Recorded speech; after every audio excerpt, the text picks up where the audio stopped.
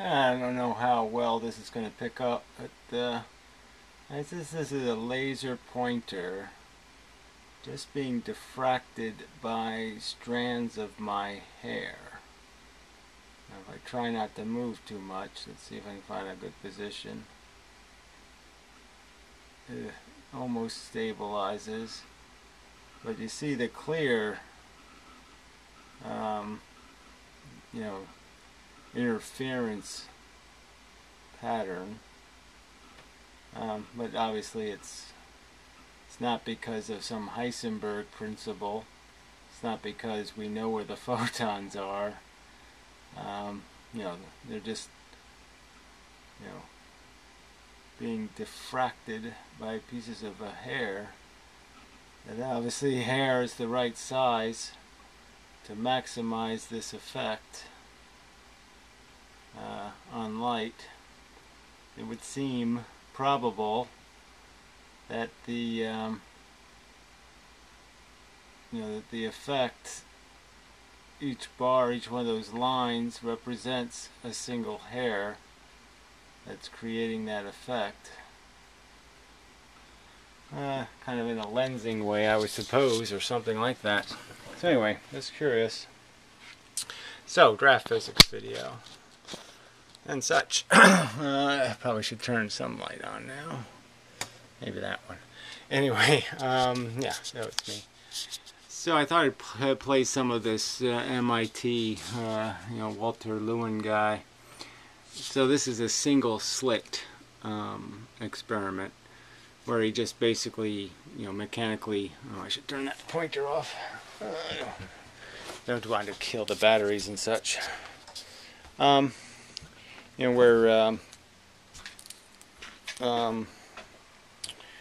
single slit.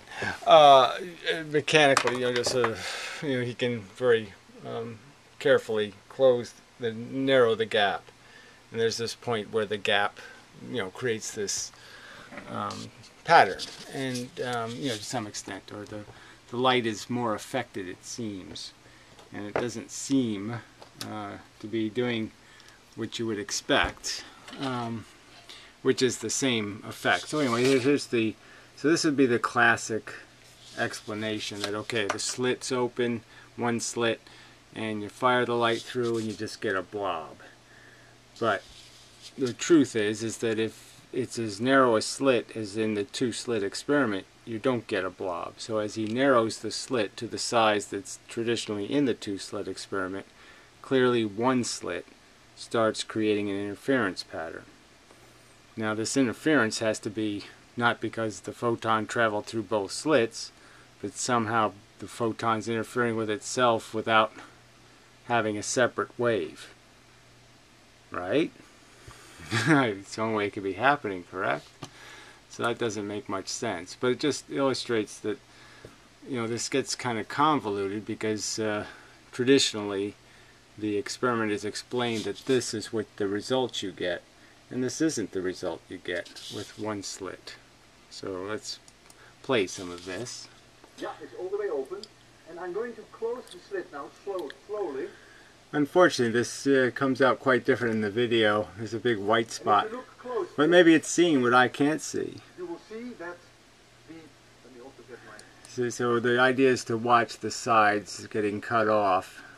And the point I would argue, I guess, is to say that which way this light gets reflected, off the slit. So the slits here, is the light going around it, or is the light going that way, bouncing off? And I'm tending to believe that it gets deflected that way more than that way.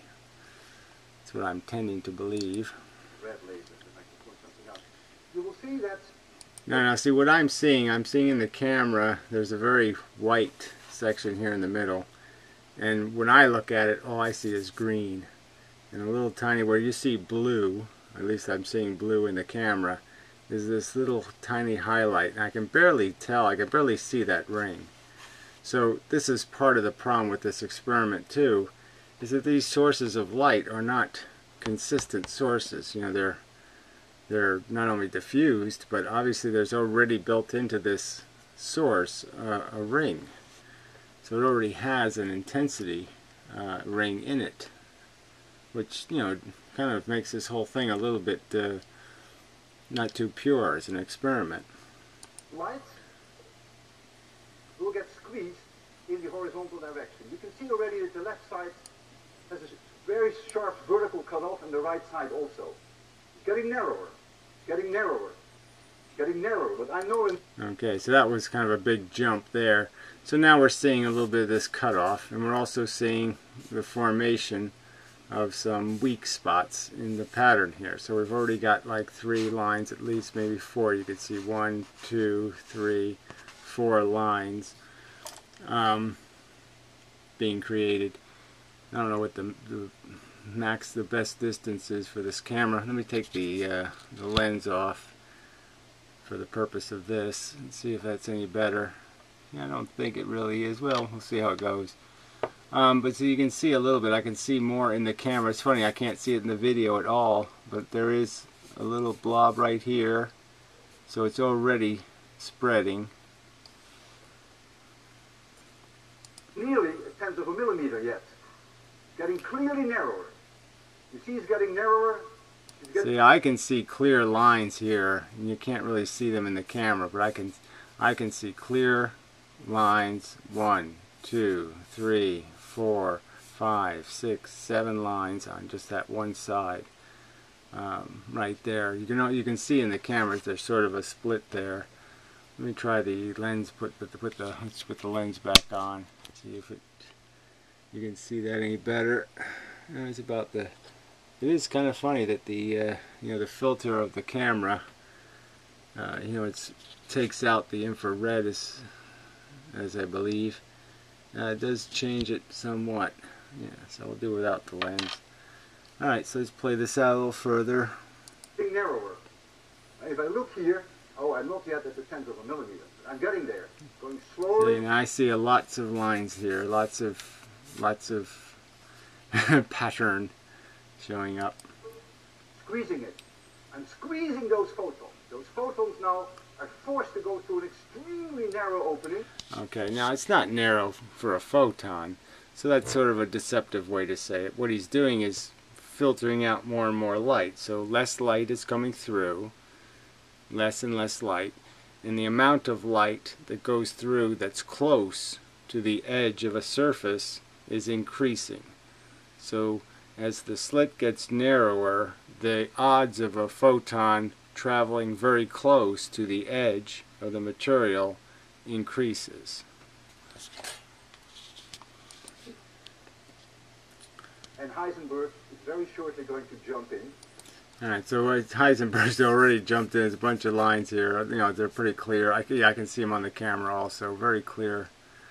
So this isn't exactly what's traditionally talked about in the 2-slit experiment with 1 slit open, 1 slit covered. This isn't exactly what they tell us we're supposed to be seeing. They don't tell us about this.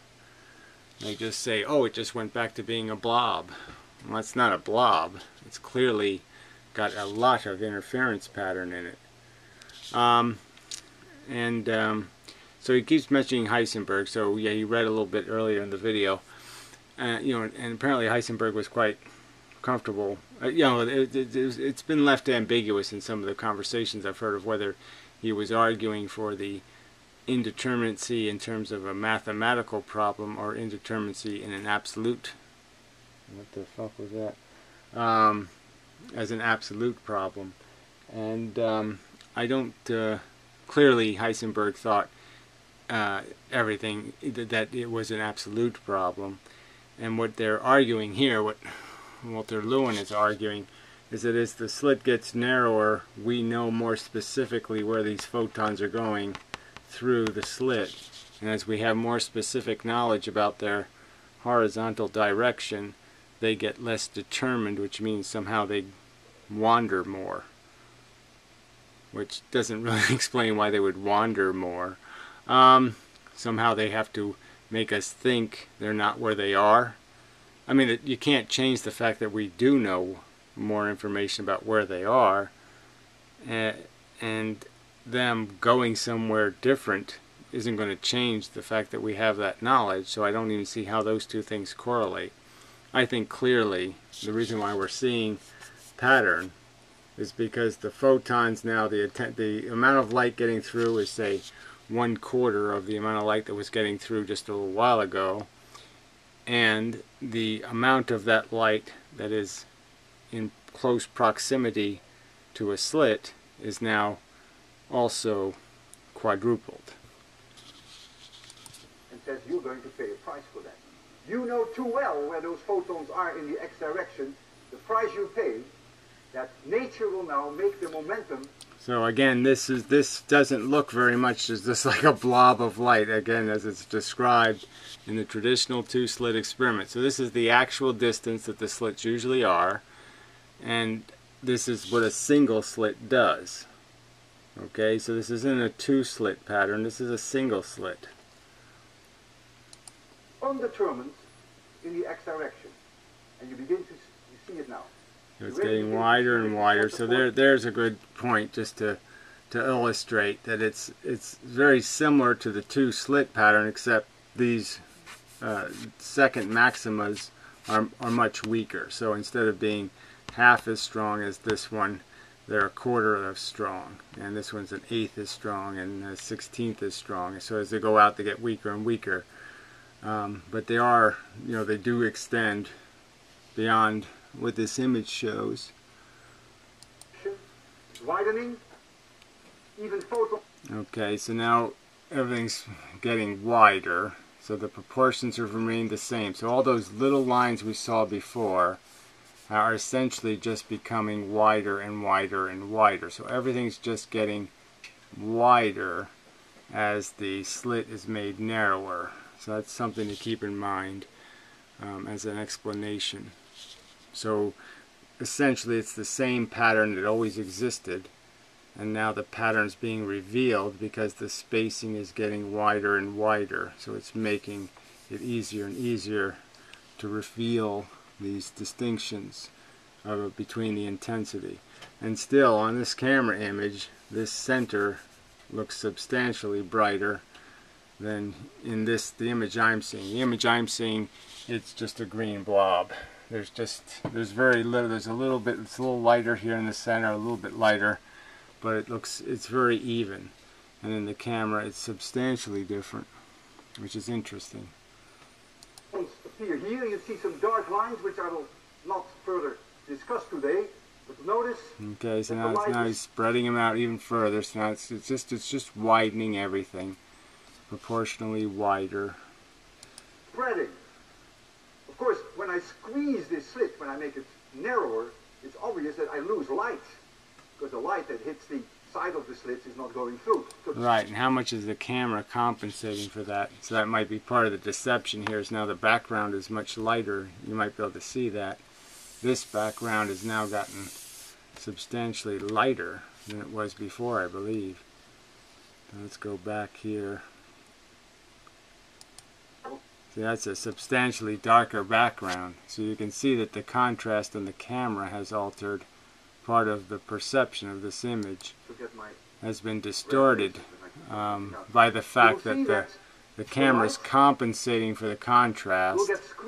And this background is going to keep getting lighter as this dot gets fades. Getting narrower, getting narrower, getting narrower, but I'm nowhere nearly a tenth of a millimeter yet. Getting clearly narrower. You see it's getting narrower, it's getting narrower. Now if I look here, oh, I'm not yet at the tenth of a millimeter, but I'm getting there.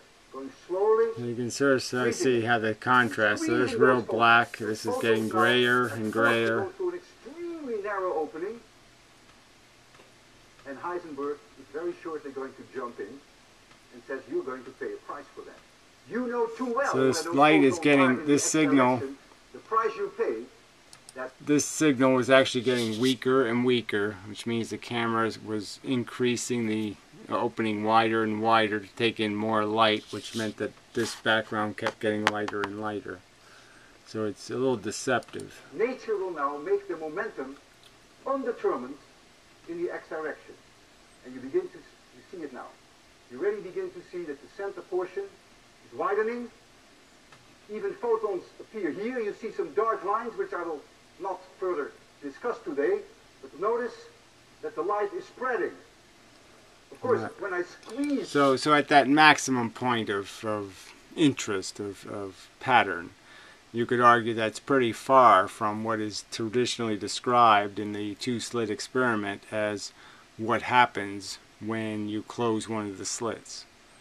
Clearly, the pattern doesn't disappear. It could change, but it shouldn't disappear. You shouldn't get this. Okay, so that's the deception. What you should be seeing when you have one slit open is, you know, one of these. Let's get to the. Where's the good one? There it is. Okay, this is what you should be seeing when one slit is covered, not just a blob. So anyway, and then, you know, then there's another thing to understand is, so, you know, this is with the light focused on the center of the closing slit. And so what happens when the two slits are slightly off the center? Well, they're right next to it, but they're off it still. That's going to change, you know, what kind of deflection or how much light is going to be available for this diffraction. So anyway, I guess that's, I don't want to, oh, it's not that I don't want to. I don't know if I have anything brilliant to add. Oh, that bulb burned out again. Son of a bitch. Anyway, so eventually I will, yeah, I'll add some more. I mean, the bulb bugs me. I cleaned it. They're old bulbs, so I guess that's what they're going to do. But that's what they do, you know, almost trips the circuit. You know, they burn out. The filament must fall in the metal and it shorts. Anyway, so yeah, so this is, you know, I still got to do some more thinking. I got to play around some more. So I am thinking of setting up like a two-slit experiment and using two laser beams and shooting one off its center. So have two beams that are off their centers and see what happens with the light and see what kind of pattern you create when you're using you know, when you're not using the brightest light but the fringe light, just to see if it has more of an effect. So anyway, but I think this is, you know, this needs a little more explanation than making up some crap about it. The photon is interfering with itself. Clearly, if these were shot as individual photons instead of a beam, would the argument be that the individual photons still would interfere with themselves? I mean, you would assume you'd get the same pattern if individual photons were shot through that single slit, right? Theoretically. So I mean, what are they interfering with? How can it be interfering with itself? Come on, that's really stretching it, isn't it? I mean, when there's only one wave, one slit. What's the other explanation for this? Besides what it is, which is some sort of diffraction that doesn't have anything to do with photons going through two slits at once. So anyway, until next time. Such.